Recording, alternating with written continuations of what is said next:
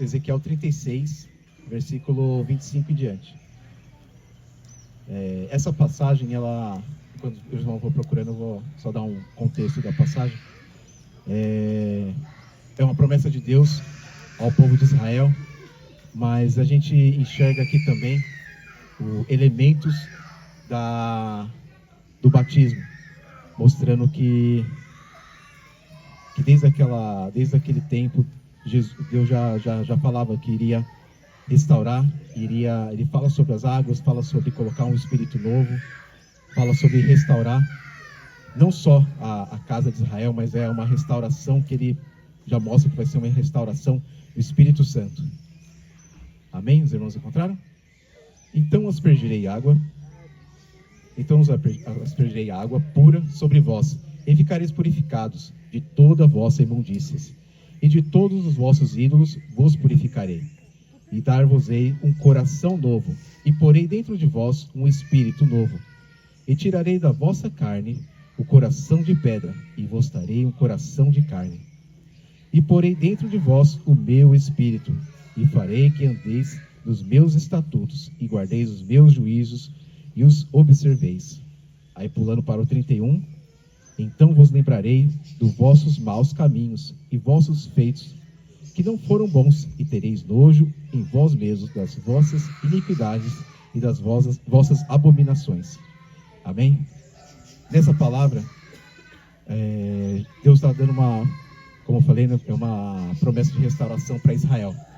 Só que, além desse contexto imediato de Israel, nós também podemos enxergar aqui esse momento que a gente é batizado, e que muitos irmãos que já foram batizados também perceberam isso.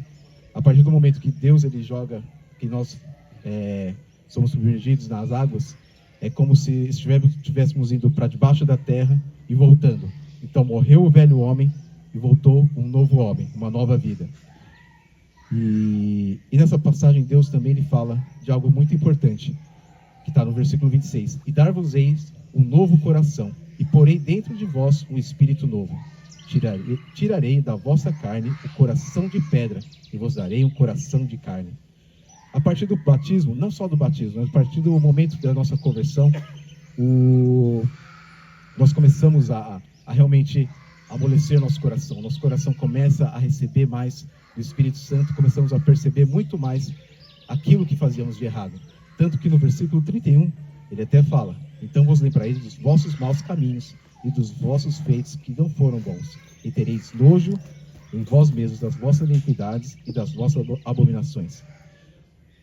Deus, a partir do momento que a gente, não só do batismo, da conversão, mas o batismo, aquele momento que a gente confirma essa conversão. Muitos de nós que vivíamos no pecado, começamos a ter entendimento daquele pecado que nós agíamos, né, que nós fazíamos. E por muitas vezes, se voltamos a cair no pecado, nós não sentimos mais bem, realmente nos sentimos nojo do pecado que nós tínhamos.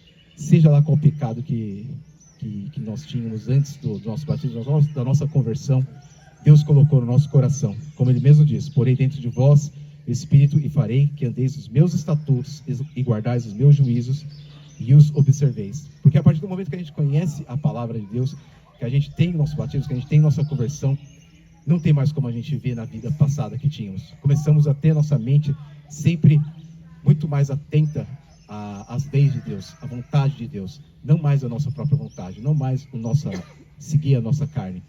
E no momento que a gente lembra, eu sei que muitos irmãos também têm esse mesmo sentimento, dos pecados que cometíamos sem ter consciência do grande erro que a gente cometia, a gente sente nojo, a gente percebe: nossa, como eu conseguia viver aquela vida, como eu conseguia viver uma vida sem Jesus, uma vida sem Deus, como eu conseguia, sei lá, odiar uma pessoa, como eu conseguia viver todo dia odiando o meu vizinho, como eu conseguia viver todo dia na pornografia, na bebida, como eu conseguia viver todo dia andando pelo mundo, desobedecendo pai e mãe, fazendo mal contra o próximo, como eu conseguia viver no roubo, como eu conseguia viver na droga. E a pessoa percebe, a partir do momento que recebe o Espírito Santo, o pecado que ela cometia, o mal que ela estava. Para muitas pessoas que a gente conhece, pessoas que estão fora da fé cristã. Elas vivem, elas caminham nesse mundo com seus pecados, e para elas é até difícil pensar viver sem o pecado. Mas a partir do momento que elas conhecem a Deus, que se convertem, elas começam a ter isso no coração. Tipo, meu Deus, como eu vivi aquilo, né? E realmente, para muitos de nós percebemos isso. E eu tinha visto um testemunho há pouco tempo de uma moça que ela fala sobre... Ela fala, nossa, como o cristianismo faz uma lavagem cerebral na gente. E ela fala isso só para fisgar, né, as pessoas. E ela fala, ele fez uma lavagem cerebral tão forte em mim que eu parei de usar droga, eu parei de me prostituir, parei de frequentar bares à noite. E ela mostra que ela fisga o pessoal falando que é uma lavagem cerebral, que todo mundo acha que é isso. E fala, me livrou do mal, me livrou desse mundo imundo que eu vivia. E agora até a aparência dela mudou, ela mostra a aparência dela antes e a aparência de agora. A cara limpa, né, sem encher a cara de maquiagem extravagante, né, sem roupas extravagantes. E muitos de nós percebemos que a gente tira esse peso das nossas costas, né. O peso, como Jesus mesmo fala, o jugo que a gente começa a carregar, não é o jugo mais aquele jugo pesado do pecado que a gente carregava, mas agora é um jugo leve, que é o de saber perceber como a gente tem as leis, a palavra de Deus no nosso coração. Nós conseguimos perceber o caminho, e conseguimos também perceber quando a gente está se desviando, né? E esse momento do batismo, o Lucas não está aqui, mas imagino que a Sônia e o Anderson já vão falar essas coisas para ele. Não é o momento que a gente está livre do pecado, não é como se a gente tivesse se transformado e agora a gente já está com o corpo glorificado. Não, é justamente o momento que a gente tem mais consciência do mal, a gente tem mais consciência do pecado, e é agora que esse momento que o diabo ele se enfurece, né, por ver mais uma pessoa convertida, mas ele também se enfurece e tenta ir atrás daquele que se converteu, porque agora ele vai ficar com muito mais ira para tentar desviar o caminho, né, do Lucas. Olha o Lucas.